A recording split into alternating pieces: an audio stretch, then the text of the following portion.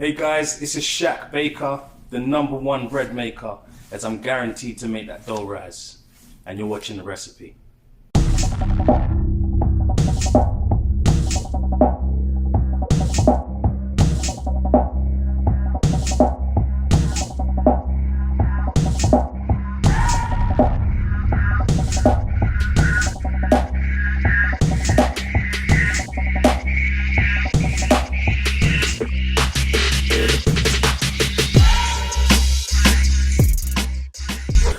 Right guys, so I'm going to introduce our guest for today.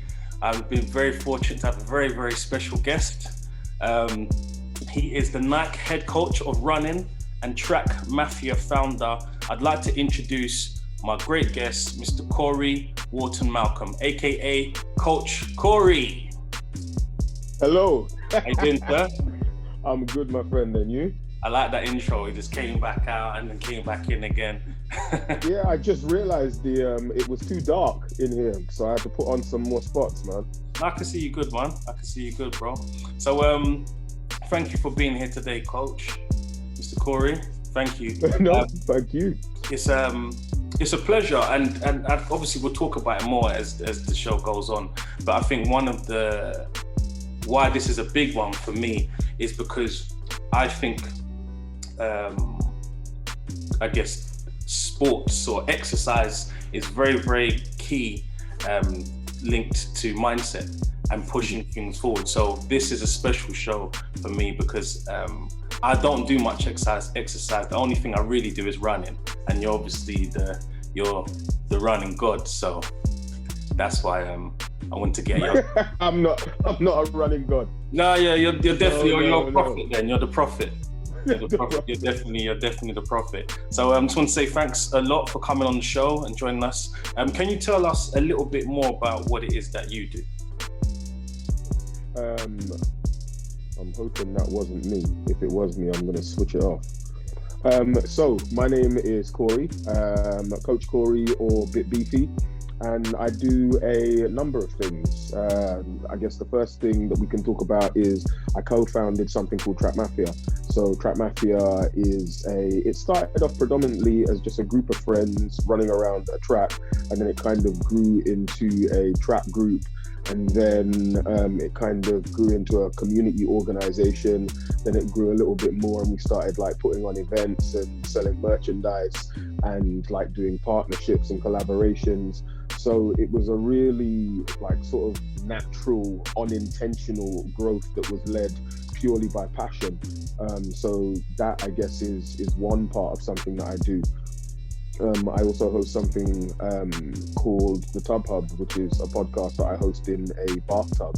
And then I do something called Vibercise, which is basically exactly what it says on the tin. It's 2 words put together, vibe and exercise, and it's people vibing out in their house with household objects to music. And the purpose of it is to fool people into doing cardio using good music and ridiculous moves.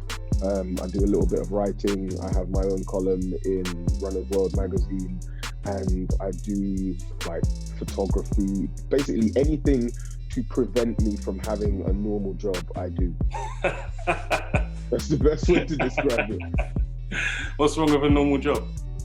There's nothing wrong with a normal job. There's nothing whatsoever wrong with a normal job. My thing with a normal job is I get stuck and I get bored because I want to do something new, or I want to do something different, or as simple as it sounds, I just don't want to do that. As in, like, that's the problem when you, and I keep saying this and I hope no one takes offense, when you work for someone, you don't really have the option of saying no, or I don't want to do this, because these people are paying you for a job. That's why you're there. That's your purpose. So I guess why I got into all of this is I wanted my purpose to be my purpose. That's brilliant. I mean, I'm quite similar in the sense where I ran from normality as far as the normal job goes. I wanted to go as far as like getting visible. This was years ago, so probably like 20 years ago, but I wanted to get, like I said, I want to get a tattoo on my hand and my neck, and the guy said that if you do that, you won't be able to get a normal job. And I was like, well, I'm going to do it even more than because it wasn't for me. and I guess there'll be a lot of people that can relate to that. Where did your concept for the bathtub come up from? So I run something we did at the beginning of lockdown, something called Learning Curves with a friend of mine, Mark or Chop, and he runs a creative agency called Rosie Lee and Against Time. And it's him that I've worked with predominantly on like shaping much of the track Mafia, I guess the graphic side of things. So it's my team that works with his team, or we work together. So we had this idea that on a Monday night, we would basically bring together all of our friends in different industries. So whether that's creative industries, whether that's working in schools, whether that's photographers, pianists, scuba divers, whatever it was, just bring people together during COVID to talk about COVID, to talk about Black Lives Matter, to talk about what was happening in the world, but also to get people to naturally network. And after the first call that I had, I was lying in the bath, which I normally do. I have a bath either every day or every other day, and I do like breathing exercises. So I submerge myself, hold my breath for 60 seconds, however long, come up, and I do that 2 or 3 times. And I came up like the second time or whatever time it was, and I was like, ah! I literally went like that, grabbed my phone, and I recorded the trailer or the advert to this idea that I had. And that was, I find it really, really strange that more people don't ask for help. Like for me, part of my day is asking for help. Like I can't do my job without help, because much of what I do is dependent on the network that I have. Like who can I phone to speak to about A, B, and C? And that's normal for me. But all of these people, well, not all of them, some of the people that we had on this call, they don't have access to the same network that I have, or they have access to a different network, but that network only sits in one space. So if you want to solve a problem that sits outside of that space, what do? And that's what I was thinking about. And I was like, I want to talk to people. I want to ask them, do they ask for help? Like, why don't they ask for help? Because I know people who their careers depend on asking for help, but I also know people who will sit down and refuse to ask anybody for anything. So I wanted to talk to these people. And I was like, I'm in a bath, and it's a place where you're vulnerable and you're more likely to relax if you like give into it, and you're more likely to give me better answers. And at that point, I was like, right, I'll just do it in the bathtub. And then all I did was ask for help. I phoned a friend of mine, Jams, who's a musician, and I said to him, no, actually, I phoned my friend Ishmael, who's a producer first. And I was like, bruv, can you make me some beats for my podcast? And he was like, yeah, sure. But he also runs a huge plumbing business. Okay. So he forgot. So then I phoned my other friend Jams, who's a grime musician. I was like, bruv, can I borrow or can I use this French Montana beat that you made with Jack Dat? And he was like, yeah, sure. I then phoned or WhatsApped a friend of mine, a young person that we do a lot of work with, young adult, amazing, illustrator. He does comic books. So I said to him, right, I have this idea, I have this concept, and I literally briefed him over WhatsApp, and I was like, I want it to look like this with these colors. Can you do that? Yes, of course. And then phoned another friend of mine who is like the VP of Acast, as in the podcast platform. And I was like, remember we spoke before about a podcast? Like, do you think I should still do it? And she was like, 100%, you should do it. This is what you need to do.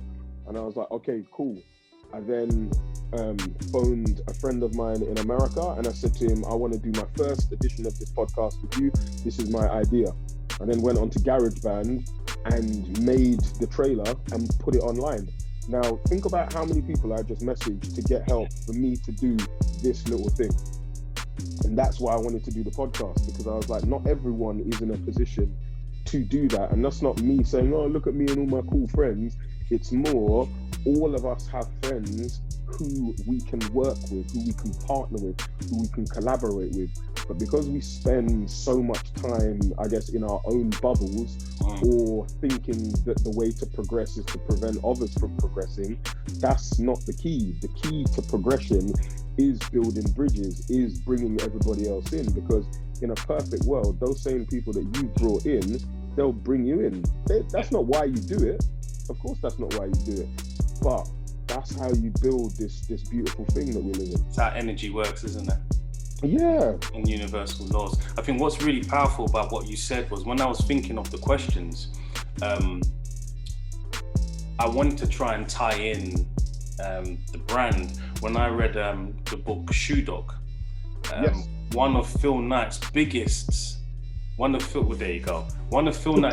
tips was ask for help. And I thought to myself, it's so powerful because, like you said when you were talking earlier, we're speaking to lots of different successful people and seeing, are they all different? And it's not really that different. It's just that it seems so simple that Phil Knight's biggest advice is going to be like, ask for help. And I wanted to try and tie that in, and you've done that through universal law. Literally, and because I'm a person that doesn't ask for help. Why? So, because I think there's two reasons why I probably don't ask for help. One, probably because of my upbringing. I'm the oldest of 6 children. My mom's got 6, I'm the oldest. So I was the one who everyone asked for help. So I'm a doer. I'm very much, I'm gonna do it, I'm just gonna do it. I just get things done. So, so there's that side. And I think the flip side is potentially being let down by people. So I've often just put myself out too much. So the asking for help thing is something that I personally have had to learn. I'm still learning, but I think it's a very powerful tool. So the fact that you've said that, I think is definitely a key nugget for people watching this. Then you should come on my podcast, mate. But it is live in a bathtub, so you got to be in your bathtub. I got a bath. I'm lucky. I got a bathtub. A lot of people only have showers these days. Yeah. Crazy. Most new builds only have showers, so I do have a bathtub. So I'm definitely down for doing that. Definitely. And it's funny that I was going to mention Shoe Dog and you've got it. What did you, just quickly on Shoe Dog, what was your biggest takeaway from that book? Do you know what? My biggest takeaway from the book was at the beginning of the book. Was it? Right at the beginning of the book. Or even basically like the first quarter of the book where he's just like, I'm going to bounce. I'm out. I need to go and learn. That was like, don't get me wrong, the rest of the book is amazing. But that for me was the biggest takeaway. The fact that you sat down and said to yourself, do you know what? There's something not right and this isn't big enough for me. Like no disrespect to this space. There's no disrespect to this space, but this space is not big enough for me. And I don't know why. I have no idea why. And to do that at a time when that wasn't normal, as in like now, if a man says to me, I'm going away for a year, I'm going backpacking, that's normal. Obviously, if you're from the ends or whatever, then it may not be so normal, but this is why we're here. We're trying to change that so that things like that are normal in our community. But to do that stuff back then, regardless of like whether you were middle class, whatever class you were from, to just be like, right, I'm gonna bounce, I'm gonna travel the world, and then that blew my mind. And that really, it's not even it inspired me, it's one of those things where your mind is a melting pot, and something like that is always in the back of my head. It's like, that's a huge company, like one of the biggest companies in the world, and I'm privileged to work with and for them. And you started off in exactly the same way that many of us start off, and that is just something's not right, I'm gonna try and fix it. I don't know if this is right, but I'm gonna keep building. So like when lots of people say to me, how did you get into the position that you're in, or how did you get into what it is that you do, I always say to them, luck and hard work. And when I say luck and hard work, is you are lucky because you have worked hard enough to put yourself in a position to be able to take advantage of luck. If Phil Knight didn't pick up himself and go clean Quay to where he went to, he wouldn't have been in a position to take advantage of that decision that he made. And that's how me and everybody else who is in any kind of position has got there, a series of forks in the road. And you stand at that fork and you're like, okay, I know this leads that way, and like that's the safe haven, that's the safe zone. But what's this cloudy, misty, murky lane that I don't even know what's down there, but I'm gonna have a look. Check it out. Those are the people that change stuff. It's definitely just seeing action, isn't it? At every point, there's always an action. And I say to people, action begets action. So if you're doing some action, it's going to take you somewhere. I think the luck part is people, we don't know where that next step is, but it's somewhere. And if you can make it work. I thought the book was brilliant. And when I got into it, for me, it took, I think because I'm such a fan, I don't know, I was expecting sparks and it was such a humble start. And it took, for me, it took its time to get into the groove. But then before I knew it, it got to a point where he's in a pickle and things are happening and it's getting big. And just even for me, just the growth was so organic. The team, the lady who done the initial design, and crazy. What is nuts is the most important person in that book was his first employee. Is it the first employee? Basically the pest. I can't remember his name. The funny guy. Yes. The one that's he ended up just having a library, didn't he? The person that would not leak. That's who you need. It's true. You can't be successful without someone like that. Who, when you're asleep, they're running around telling people about what you're doing. Walking somewhere, like you are embarrassed for how much they're hyping you up. Like, this guy is gonna do, and you're like, all right, guy, fall back, bro. Come on, man. And it's not even for ego, and it's not about hype. It's about having people who like believe in what you're doing, who selflessly like say that what you're doing is good. And that's not about your ego. That's about people believing in what it is that you're doing, because you need people to carry this message. Like, you can't just stand there by yourself. You can't reach the whole world. No, it's phenomenal. I really do. I do think it's phenomenal, and I did want to touch on the book, so I'm glad that you just had it there. we planned it. So what? Before I get into it, what inspired you to do what you do? You know, there's a lot there. So where did it come from? Was it a very organic and natural thing for you? Like everything that I do, everything that I've done has been organic. But at the same time, there's been like there's a goal. Like there is a mission, there is a goal, but I guess that mission or goal is not fenced in. Like, it's always growing. And how it started was boredom. Like literally boredom. That's how it started. And once again, this is no disrespect. I was working for Westminster Council, and I was a sports development officer, but I had like worked my way through the council and done loads of different jobs, and basically ended up as a sports development officer, working with young people between the ages of 8 and 13, then 13 and 18, 18 to 21, 21 to 25. Then I started working with women and girls. Then it was people with disabilities, then it was over 50s, and then it was like managing those projects.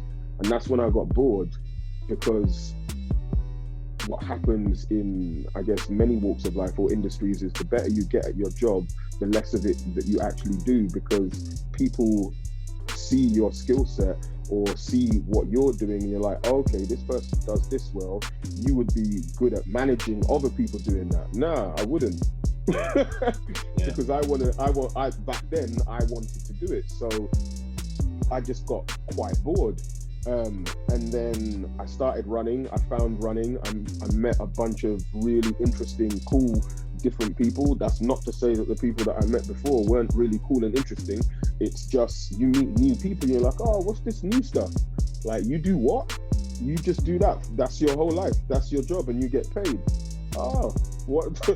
And I met all of these people that were doing jobs that, I guess, back when we were growing up, when you were sold jobs like that. They weren't a careers day, were they? Yeah, that wasn't something you could make a living off. That was like, oh, wow, one person did that, awesome. But now I'm meeting all of these people. So I guess all that happened when I met those people is like just a switch. Like, it didn't flick up. It's like a dimmer. It slowly but surely just started, like the bulb started. And I was like, this is why I'm bored. because there's all of this other stuff that I didn't even know, but now I can connect the two of them together. And I literally made a list. Like, I phoned a friend of mine and I was like, well, I spoke to loads of people. I was like, oh, what do you think, like, I should do? And they were like, what do you mean? I was like, I can't do this job anymore. This job is like, it pays the bills, it's awesome, but like, what else can I do? And then I just started doing other things. So I started a run club. Loads of people were coming to a run club. Then I was introduced to a guy called Charlie Dark that runs Run Them Crew. Then I set up Run Them Crew West. Charlie introduced me to another guy called Ivo Gormley, and he runs Good Gym. I then ran Good Gym for Hackney and for Westminster. I joined a running club called Dulwich Runners. So if you look at that from a business perspective, I'm in the middle, but I am speaking to people who, if you want to like talk about in running terms, like they're from the urban running culture. Then I'm speaking to runners at Good Gym. They're part of like the third sector. Then I'm at a running club, so I'm part of like vertical running. Then I'm working with communities. So without even knowing this, I'm getting a near on 360 view of what is happening in the running space. But at the time, I'm just, hey, this is like, I'm just in it. But what I'm doing is this is passive learning that you're picking up. You don't get taught this stuff in school or college or university. This is just learning on the ground. And slowly but surely, I'm turning this in my head into a thing. So as part of the running club, on a Monday night, myself and a few others were like, let's like switch up running a little bit. So we started doing this thing called Oyster Monday, where instead of running in a circle, you basically run to somewhere and then get on the train, come back on the train. On the train, you do bodyweight exercises. So you do pull-ups, crunches. So this is like in 2012, we're doing burpees on the Victoria line during rush hour. This was before, like, and there's pictures of us doing this stuff. And then after that, I did an event called Mission Impossible. So Mission Impossible was, I guess, Oyster Monday on crack. And that was, we're going to meet in this location. You have 3 hours to hit a number of locations, hashtag it, take pictures. That was another event. That was the first time I'd run my own thing. So I got my own trophies made up. I had medals made up. I had t-shirts made up. I hired a space. I had first aiders. I had staff. And like, that was the first thing that I did for myself. And I remember looking out and there being like 120 people or whatever, like running. And that's not a huge number, but for me back then, it's wrong to say, oh, I was a nobody, but in that thing, in my head, I'm like, why would these people come out to me for this? And they did. And I remember standing there and I was like, wow, this is dope. This is amazing. And then I did another event. And then I was like, okay, what else can I do? So I started doing secret events at midnight, where the whole point of it was like social media was popping off. So I was like, social media is cool, but I want to do the opposite. Like, I don't want to tell anybody. So I just I set up a hashtag called Tell No One. And these running events were specifically about telling nobody that they were happening. So I would get people to meet at midnight at secret locations and then just hand out envelopes. And then we would run to a club and rave. So like, all of these things were happening. And I guess people saw what I was doing, and that's when I got the invitation to work with the brand. Excellent. And that's literally how it started. Yeah. Wow. Like, that's like, so when people say, oh, like, how do I get a job at Nike, or how did you get the job as one of their head coaches, or how are you on the app? All of these things just happened, like literally just conversations. So the reason why I was in a position to have that conversation was because I was doing work with Charlie and Run Them. He already had a contract and a relationship with Nike. So if I'm in the same space that he is, and I'm doing something similar, then it's easier for people to see what I was doing. So then after Nike saw what I was doing, they were like, oh, what's that thing that you're doing? Oh, that's really cool. And that's literally the conversation. Oh, like, what other stuff do you do? Oh, I do this. Oh, cool. That's it. No more chat. You carry on doing whatever you're doing.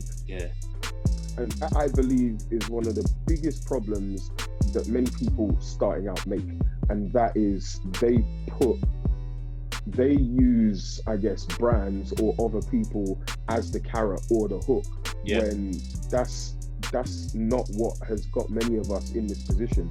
We're in this position because what we do is honest. We're in this position because we believe in it, because we're passionate about it, and people just so happen to buy into what it is that we're doing. We didn't sit down and we're like, right, how do I get a Nike contract? Or, how do I get this contract? Of course, you can go about it like that, but you'll run out of fuel. Like, the passion is your fuel. I guess I think the key thing you said there is that you didn't do it for that.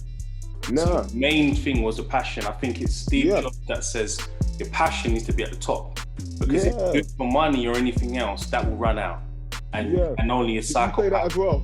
Huh? Did you say that as well? Yeah, run out. And you know, it only a madman would do it for just that. You know, if you focus on your passion, then then that's always going to be there. And I think you've answered a lot of questions with that, because a lot of people unfortunately only see the end results. They never saw that when you came in, you was doing this and you was doing that, and you started off, it's super organic, but ultimately it's the passion. I've been down to track Mafia day, and the passion was real. No, it's real, man. I'm new to the game, so when I came in, it was nice to see that this is a thing. You know, this is a proper thing, and it's an amalgamation of different types of people. Like you said, there was the urban, when you started, I think it was random, was the urban stuff, then you had the third sector, and I like that. But you know, prior to being introduced to yourself, I didn't know that this existed. You know, bro, there are so, and the smile that I have on my face when I just said that, there are so many people that don't know this ecosystem exists. It doesn't know. Like, they see running as like Mo Farah or Steve Cram, Paula Radcliffe, Usain Bolt. Like, so when people say to me as well, I get it a lot. Oh, like you're one of Nike running head coaches. Like, did you go to the Olympics? Nah, that's not. I don't coach the Olympic Nike running team. I'm like, there's a whole different community for that running, who are just normal everyday people, just going about their normal everyday business, and running is part of it. And I coach or help to coach those people, and they're like, oh, is that a thing? We're like, yes. And then when they go down the little rabbit hole, they're like, wow, it's a proper thing, bro. And I guess seeing, like I said, seeing the community, I didn't get into it because of the thing. I was kind of thrown into it because I agreed to do a run for charity, and I'd never ran before. So I think when I first met you, I was like, bro, I could barely run to the end of the road, and I've agreed to do a 20K. So this is insane for me. Do you understand? So my thing was, the main reason why I agreed to do it was, obviously charity is great and everything, but I chose to actually commit in my heart because I can't do it. Yeah. So I was like, right, cool. No one could tell me I can't do it, but I know physically right now I can't. So for me, the journey of going from 0 to 20K is probably the biggest thing I've ever done physically. Not probably, definitely is, but mentally as well. So I did it for more of that.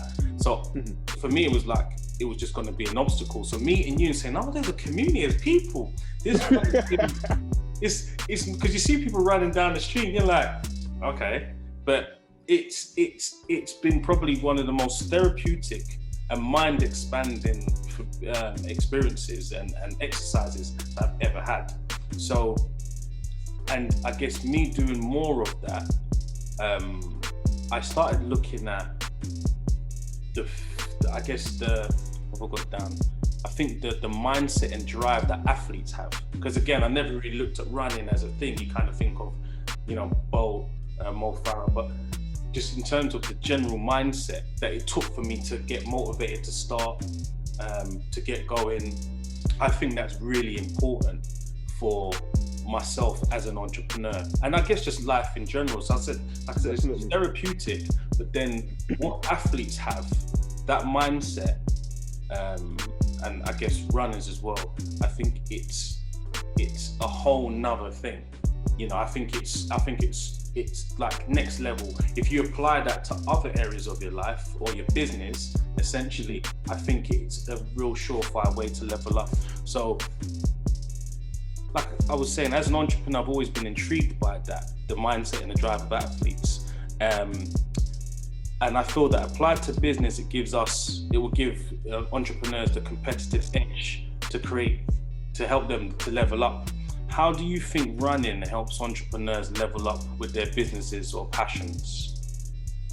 I think you answered it already, as in, so when you commit to whether it's a fitness program or some kind of running or some kind of routine, one, it gives you focus, two, it gives you routine, and three, a lot of the time it gives you the space to clear your mind so it's freer for creative things. As in, so you will either free up more space on that run so that when you finish that run or at some other time, you have enough headspace to think of more brilliant things to do or more things to fail at so you can try again. Or a lot of the time when you're out for a run, like things just pop into your head, because if you run with music, you might be inspired by the music that you're listening to. And if you don't run with music, you might just be inspired by what you see or what you hear. Like, for instance, I was out on a run the other day, and we were out in the woods, and I literally saw a couple of birds, as in, what birds were they? I can't remember, like little black birds, just flapping around, and leaves falling from the trees.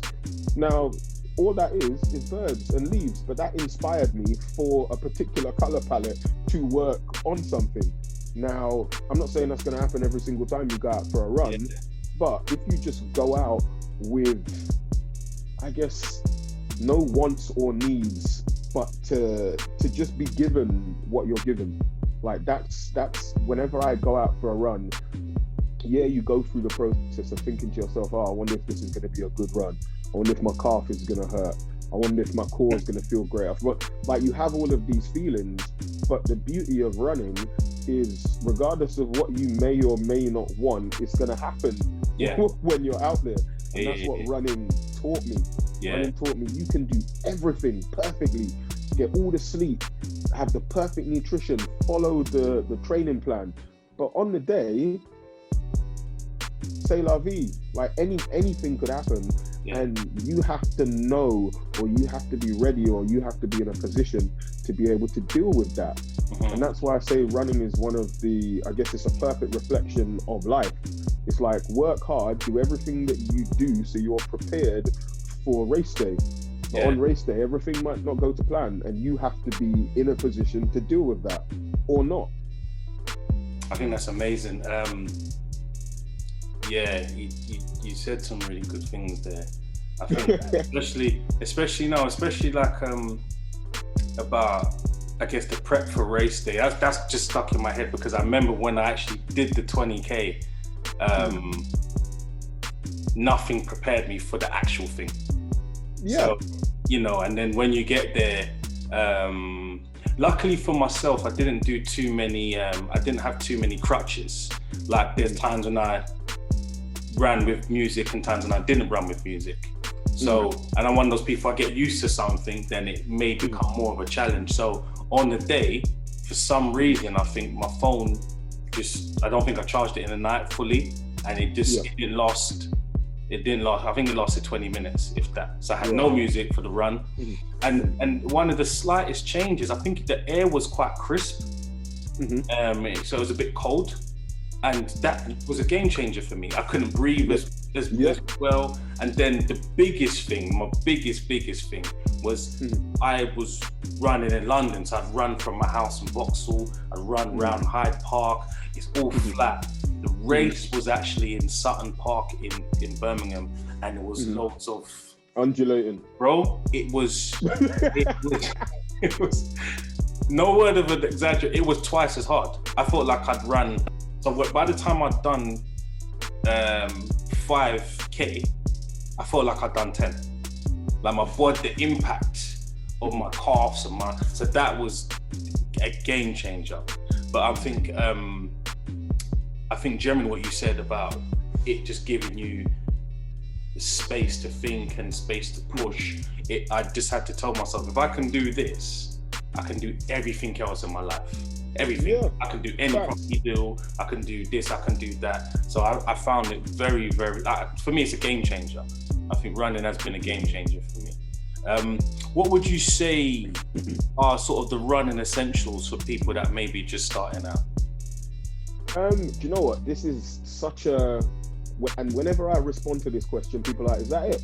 I'm like, yeah, that's all you need. Like, running essentials, generally, comfortable footwear, comfortable clothes.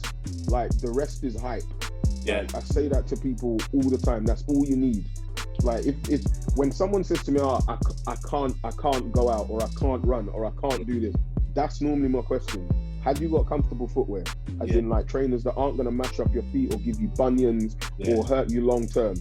Have you got comfortable clothes that are going to keep you warm, dry, etc., etc.? If you have those two things, you can start. Like, after that, you can start building on stuff. You can then look at a watch. You can look at a sexy jacket. You can look at upgrading your footwear. But to just get started and out the door, that's all you need, because there are people elsewhere in the world who are doing it with a lot less. Yeah, definitely. Okay, so there's no particular, you wouldn't say go and get, I guess just get started, and after they can build upon the this or yeah, that makes like sense. That's all you need.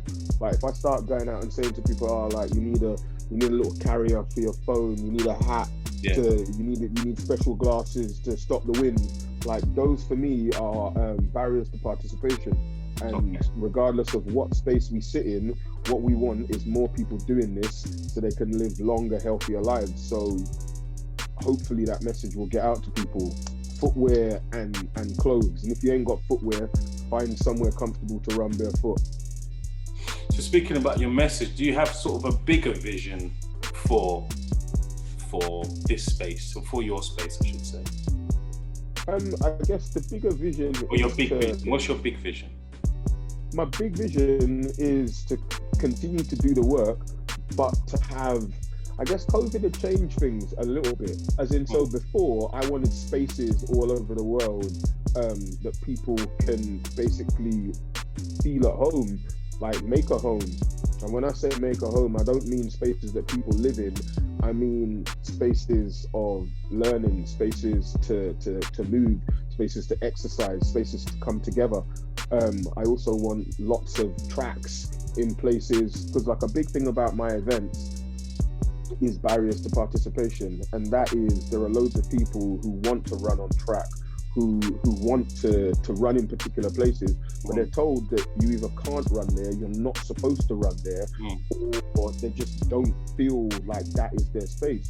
Many of the events that we do, we try and do in places that we're not supposed to run at. So we've done racing events in underground car parks. We took over Wembley Football Stadium. We took over Westfield Shopping Centre. We took over go-kart tracks.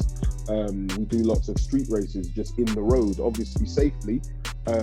But my mission, my dream is to have loads of events and loads of spaces all over the world for people to go and create events like this. Like, I want a full-blown, like, mentoring system that spans the globe, and that is just helping people be the best versions of themselves.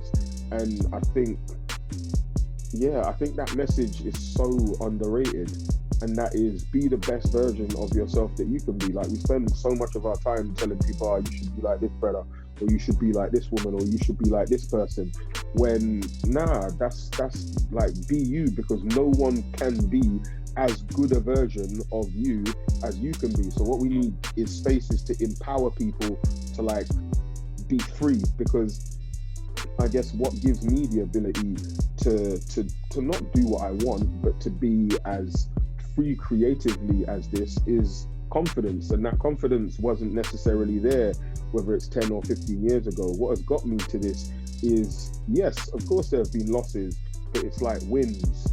It's like wins. It's like, oh, okay, I'm going to try this. This worked. Okay, cool. Did you like that? Oh, okay, so that worked. That worked. What we need is more spaces for people to grow like that.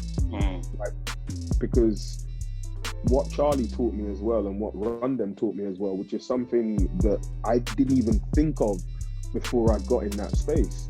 And that was, as adults, like not kids, as adults, when was the last time that someone said to you, well done?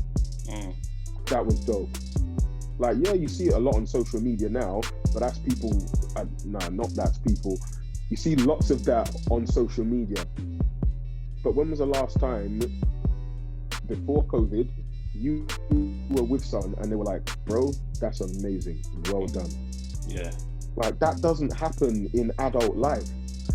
So to create loads of spaces which are just positive like that, obviously you have to tell people if something's not good or they need to build on it, but I want to create spaces where people's talent can grow and it's nurtured and they can be themselves and they don't have to, I guess, conform to society's rules. As there will always be people that will conform, always. There will always. Not everyone can be a non-conformist or the world would be mashed up.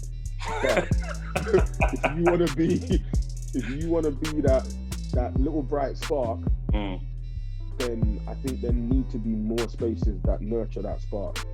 Excellent. No, 100%. You touched on, so obviously we're talking about sort of the wins, but obviously sometimes they're not always wins. Sometimes there are learnings. Can you tell me about sort of one of your biggest learnings, or maybe a regret in sort of business or maybe life? Because what I like to do is look at sort of how hindsight would have made you have done something differently now, or how you kind of maybe overcame that. You know what? When I read that question, I thought, and there's nothing.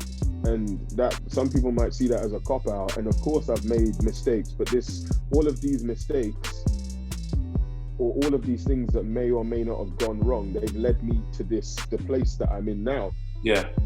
And if I think about if I would change where I was now, as in, of course, we'd all love more money. We'd all love a bigger house. We'd all love to be more comfortable. But take those comforts out of things and look at necessity and look at need. Like, there's nothing that I would change, because I haven't made big enough mistakes for them to,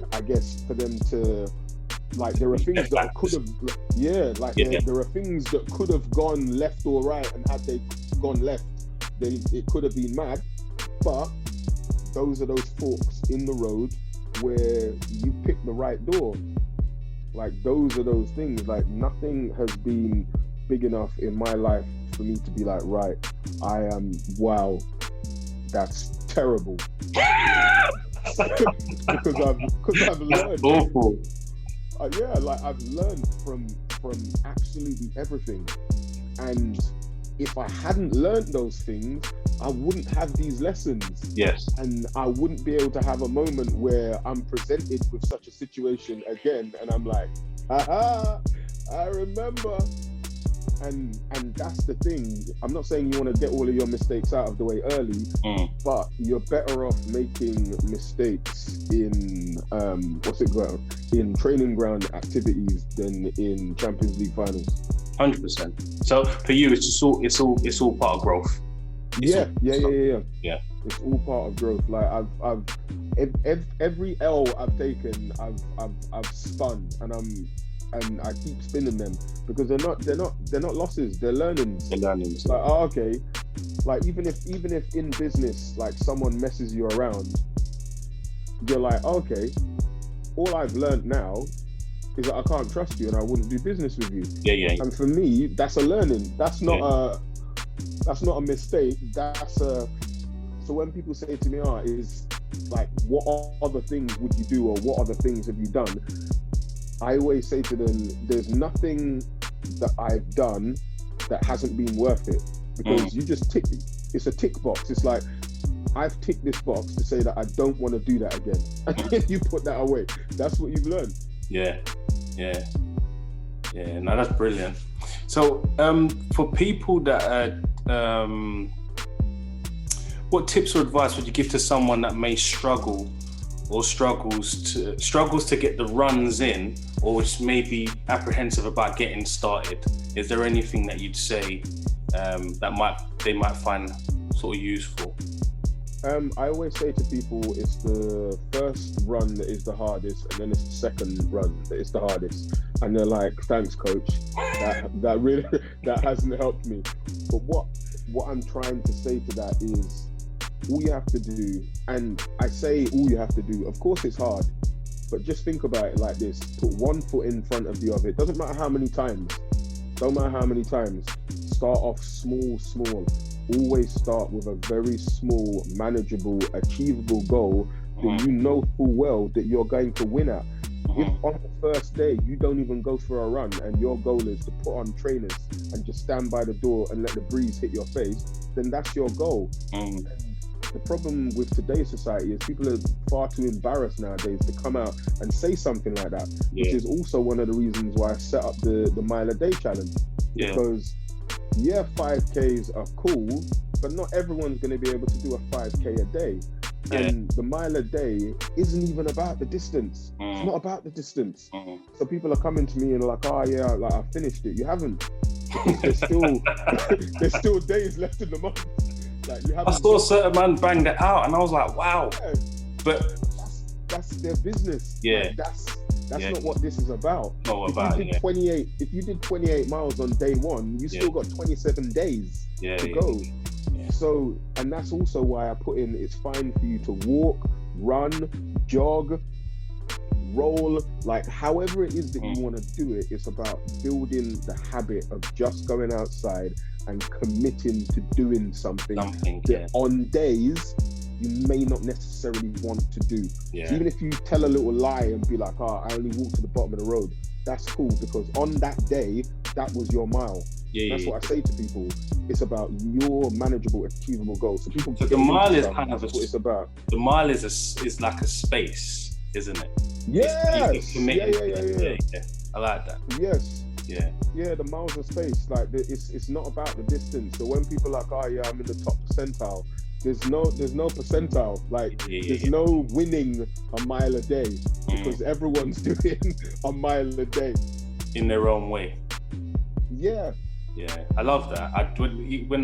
When I signed up, I thought this is good, because it's like, it's not high level accountability. So it's not like super like go out and crush it. It's like actually in your own stride, because a lot of the days it's like it's I guess it's almost mindful. So some days I might be walking to work or walking to see family, and this is my mile. Other days I'll put in, I'm going to do a 5K. Other days is actually, this is a walk with intent to just clear the head, so I think that's really Some people have been saying to me, like, am I allowed to walk? I said, of course you can. And people are like, it's going to bring my average down on the app. And I'm like, that's what you're concerned with. You're concerned with your average. Concerned with how you look. I mean, for me, I didn't even think of that, to be fair. I just did it because I'd always ran with the app. I didn't know I could just press it and go for a walk, So when I did that, I thought this is... You can do what you want. Yeah. No, I really enjoyed that. And I guess just to say to you, it's still a real blessing opening the app and seeing your face on there. It's like, bro. Literally, bro, like, because I think I started using it sort of beginning of 2019, and when I first found guided runs, it was like it was a game changer for me. Like I've got like Coach Bennett in my head, and it feels like it was so empowering. And then when I was going through more and I saw you, and I was like, wow, this is again, like I think what you lot have done with this space that I didn't know was a space, and the way it's interactive and the way the technology, just everything, the way the technology works, but the way it makes me feel and how helpful it is. I just want to say, I think you guys are phenomenal, and what you're doing is next level shit. Thank you. Thank you very much, bro. No, it is, bro. I will let the tech guys know. Nah, it's good, bro. Like I think for me, I think even for yourself, it was just nice hearing a familiar voice. Yeah. You know, that made a lot of sense to me. You know, that made a lot of sense to me. So, what's your favorite audio book? My favorite book is still Siddhartha, and that is about the first Buddha and his journey to enlightenment, and like his like sitting underneath a tree and just working out life like that. And I guess another book called The Pilgrim, like those two are it's not even my go-to books. It's like when I think about how I live my life, like those, that's how I live my life. Okay. And that is just going about my day to day with like one goal in mind. Obviously you have loads and loads and loads and loads of goals. Yeah. But the one goal in mind is to be happy and to make those around me happy. Nice. And everything else is a byproduct. I think that's great. Thank you. No, it's brilliant. That's brilliant. It's you've got, I guess, your main focus, and everything else is I was going to say secondary, but a byproduct is a better way of saying it. Like everything else is everything else is, as you said, it's not secondary. It's a byproduct. It's be happy, like spread good energy, do good things, and know that when you don't do good things, whether it's today, whether it's tomorrow, a week, that energy will come back to you. So when you're doing stuff, know what you're doing. Like that's and that hasn't changed from when I was a kid. Like that's my upbringing, and it was then solidified by reading stuff like that, because even though I'm not a Buddhist, and even though my parents weren't Buddhists, like they believe in God, they believe in the church, like that's that messaging. Do good things, be good. Like essentially, isn't it? Universal law, isn't it? Yeah. I was gonna touch into your upbringing actually. I was gonna ask, what impact did your upbringing have on you? Like, was that so? You found, how early did you find those books? How early did that side come in? So I guess those books, not I was forced to read them, but I come from a typical old school West Indian, I guess, family with, like my mum's South American from Guyana and my dad is from Jamaica. And many of my family members, aunts, uncles, great aunts, grandparents, whatever, they were scholars, they were like teachers, they were philosophers, they were professors or doctors. So in the house, all it was music and books. Like that's it. I'm not saying I read all of the books, but they were there very early. Yeah, they were there from very early. And that's why it's always funny when I speak to, I guess, people my age or around my age. Like everyone knows about the Britannia encyclopedias. Everyone had them in their house. Like that was like the go-to. Everyone had them in their house. I don't know how much they were. I don't know where people got them, but I don't know where they got them from actually. No, nearly every black house. I think one time I remember a guy coming. I think he was a salesman, and I think he brought them to our house. And I've still got them in my house. And it was just books. And I remember my mum made me read The Pilgrim. I think it's called The Pilgrim. And it was just about this dude going off on a pilgrimage, Yeah. going to different countries, going to different places, taking different paths, and literally that life of you're at a crossroads. And then what that book also taught me was, when you are presented with these two forks, it's a shortcut for a reason, because it's more than likely going to mash you up. But if you can learn lessons from shortcuts as well, like you might be able to do a thing and get through it. And these books, like in a very long-winded way, just taught me all of these things. And then you sprinkle some like goodwill from books like Siddhartha, and then being surrounded with the kind of people that I was surrounded with at a young age, like your mind it's just free, it's just open. So when I was like pushed out of the door on a day-to-day basis to go to school, the messaging was simple: be the best that you can be at whatever it is that you want to do, and don't bring feds to my house. That was it. That was the messaging. And given that messaging, like, that allows the freedom to be a free spirit, to just go off and learn stuff.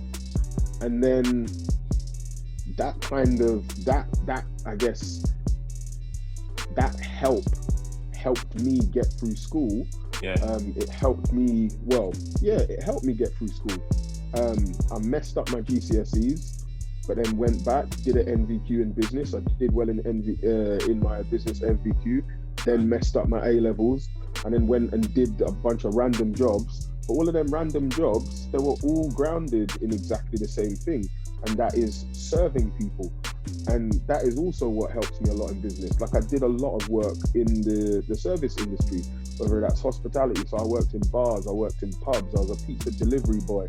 Like, I worked for one of my mum's friends' building firms. So I used to go and smash up houses with like sledgehammers legally. You know, when you're knocking through walls, I would go and do that stuff. I'd help out with scaffolding.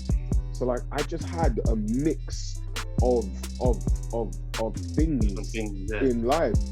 And then after that, I went traveling. So I went to Asia, I went to South America. So I backpacked by myself. And then I came back. And if it wasn't for my upbringing, I wouldn't have done any of these things. Like, from early, our parents used to take us traveling. From early. And all of these things, that's what help you to be the person that you are. It's like all of those influences. So when I look at something, I look at it with lots of other people's eyes, not just my own. Yeah. Sounds like a very, very sort of well-rounded. It's definitely, you're definitely speaking about, I guess, an amalgamation of everything that's helped build you, and I guess you've been very open-minded and been able to apply it in all the different aspects of what you do. So I think that's brilliant. Do you have a favorite quote at all? In time it will pass. In time will pass. Yeah. That's what my first ever blog was called, and I don't know where I got it from, but that's always been one of the things that I constantly repeat.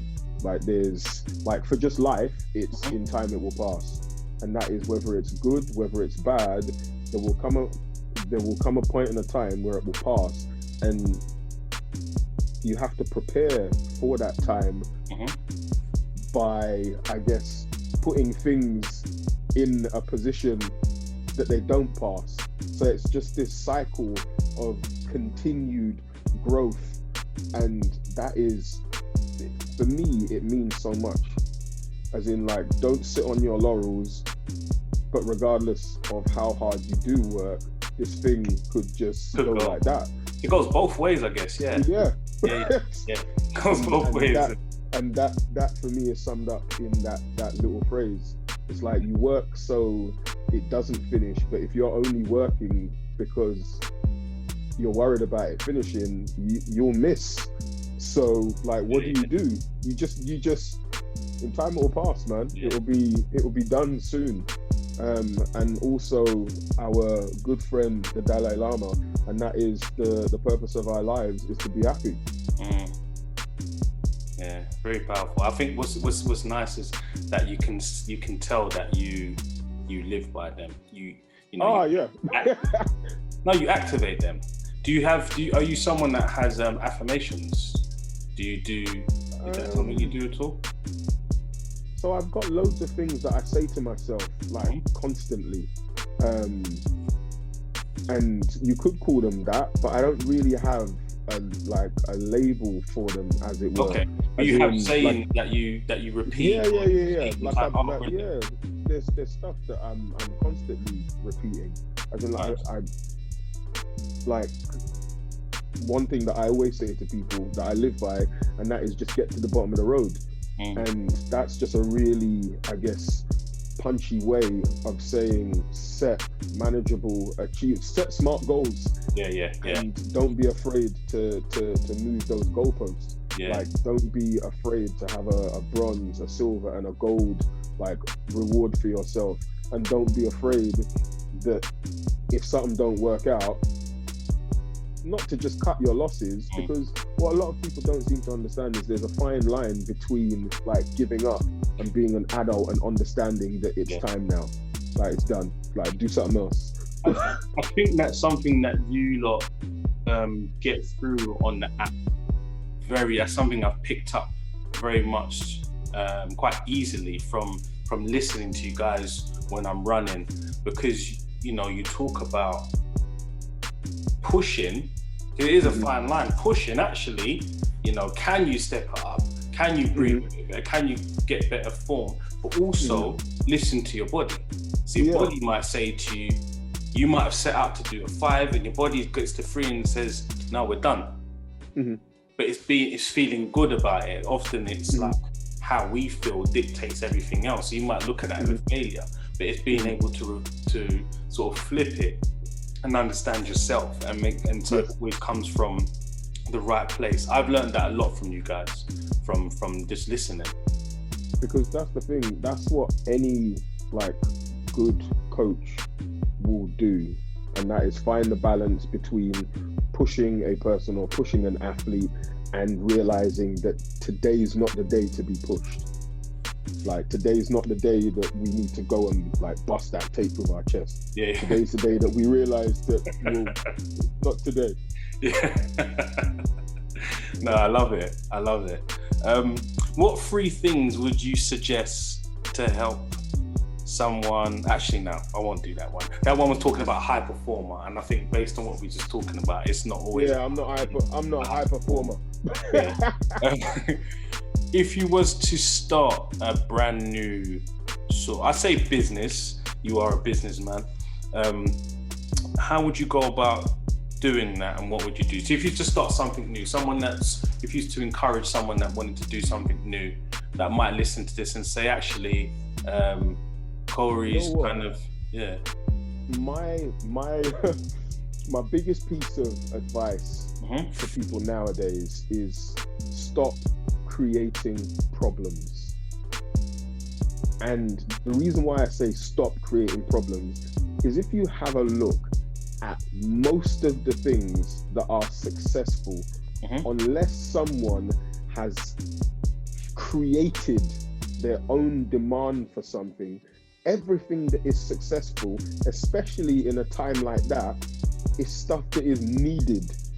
Like stuff that people want, i.e. you're solving a problem that somebody else has, or that a group of people have, or there's a need for it, or there's a niche for it.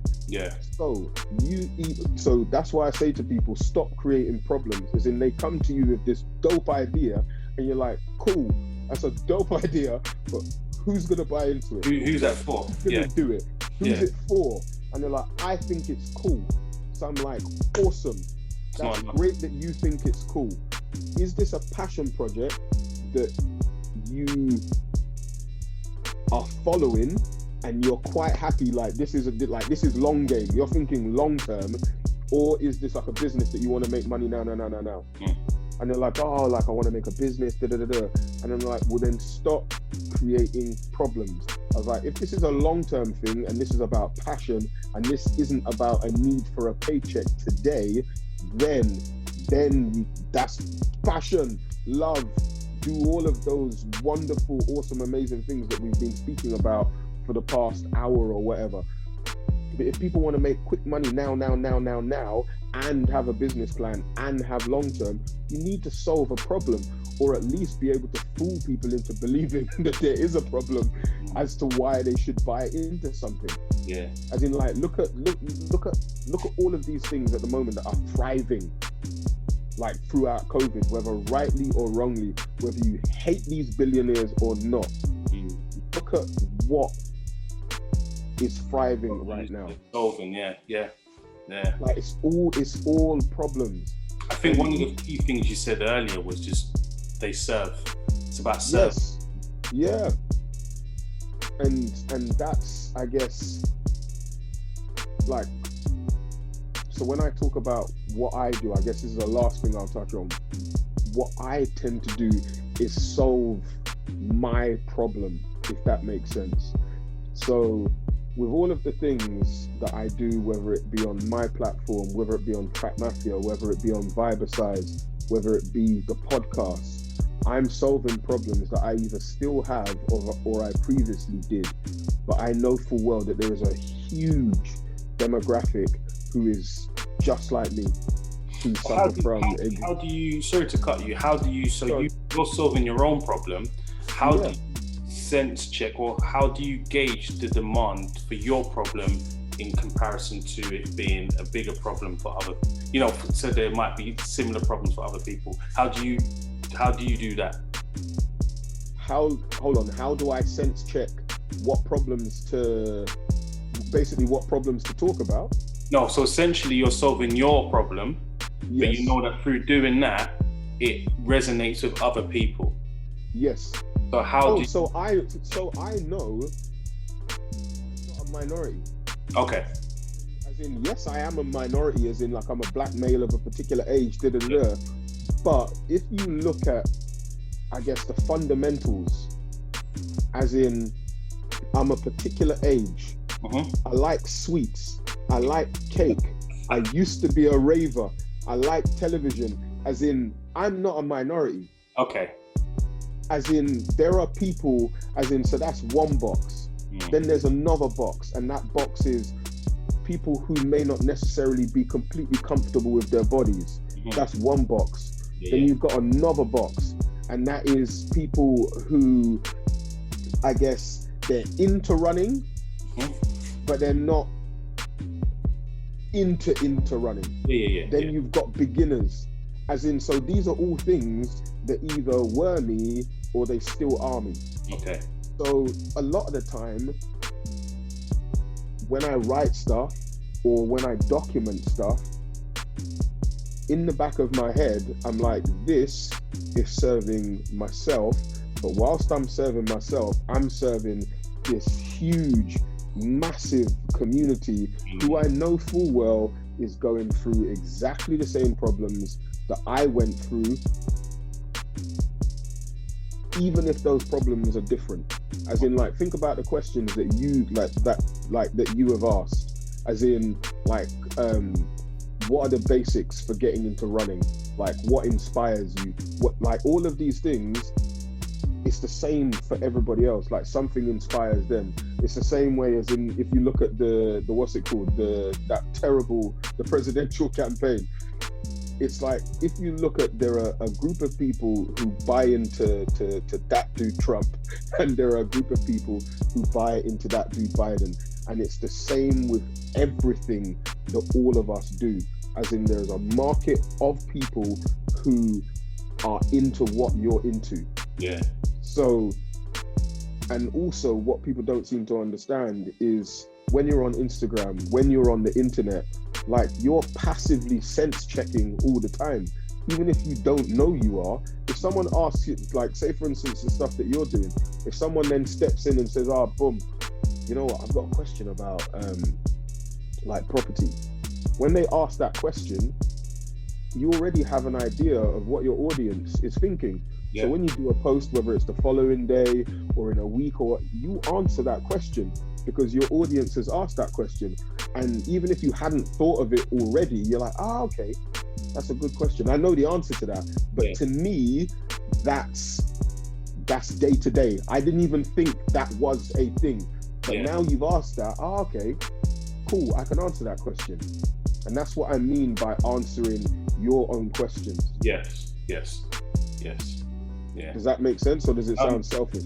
No, that makes sense. It's just the difference is, I guess, all I was trying to understand is that there were some people that would take that the wrong way. They'll look at it like, well, this answers my question, but it's too singular.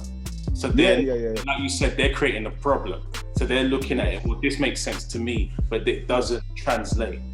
I think the difference is you kind of know that these things, there is a wider demographic that will exactly the same and will tick the same boxes. So I was just, so when people watching it, they can, because there were some people that will have their own ideas and like, this idea is sick, I know it will work, and it kind of won't, because it's too singular. It's just a you problem, basically. It's not. And so many people, like, one of my favorite phrases that many people, they love it and hate it, and that is, but who cares? And like that's my favorite phrase. Like, and more often than not, when I lead with that in many of the, whether it's marketing talks or branding or whatever, that's one of the first things that I said. It's like, cool, but who cares? I love it. Why should anyone care? Yeah, I love it because it's almost like, what's in it for me? Yeah. And so if you go in with that, you kind of know where you're at with things. Yes. You really do know where you're at with things. So I'm going to buy that. Who cares? No, honestly, but who cares? People are like, oh yeah, I've got this great idea. I want to do this. I want to do that. I'm like, cool, but who cares? Oh, but it's a great idea for you. Yeah. How are you going to make this? How are you going to make other people care? Like, why are you going to make other people buy into it? How are you going to make other people follow you? Because that is essentially what you're doing. And that is why that's why I don't run out of fuel. As in, the moment I feel like I might be getting bored of something, I switch it up. I switch it up. And the reason why I switch it up is, yes, of course you have to remain consistent. Of course you have to do all of these things. But what keeps me, I guess, bubbling is the passion, it's the feeling. Of course you have to do stuff that's boring from time to time. But a big bulk of what I do is fun, exciting, energetic things that I guess can change my life and change many other people's lives. Definitely created life by design. I definitely feel that in your posts, in your approach, the way you run your business is definitely life by design. And like you said, that goes back to, I guess, what you took from your books, and it just is to be able to serve but be happy at the same time. You know? So I think that's brilliant. I mean, the last thing I was going to ask you is, what would you say the ultimate recipe to your success is? The ultimate recipe to my success. Yeah. I guess hunger to be a better version of myself.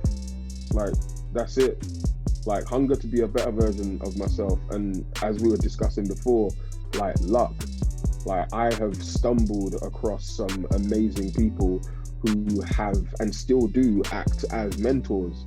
Like, my success is due to hard work, luck, and a network of people who, like, have helped me grow and still do.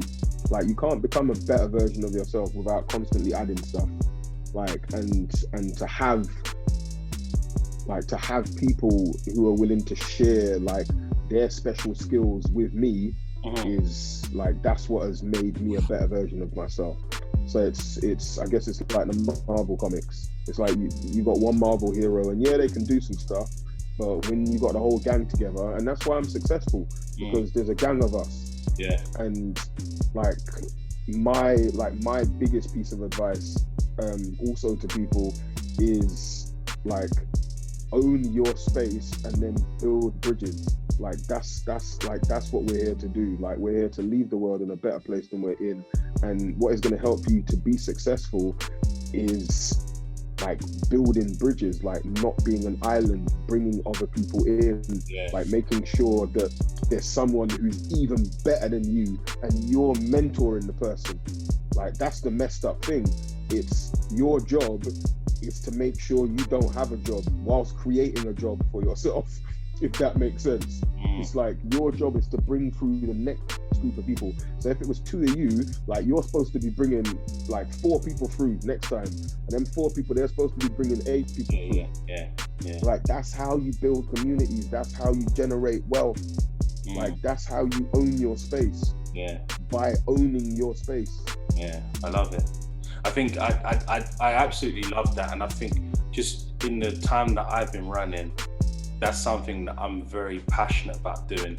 And I think the space that I like is translating this narrative to the ends, basically, for the young people that I've mentored over the years, the kids in the estates. And that's why the hashtag I use a lot of time is run the streets. I mean, figuratively and literally, you know, just get in that space. And because, like you said, sometimes people don't feel like there's spaces they could run in. And for me, everything's a canvas.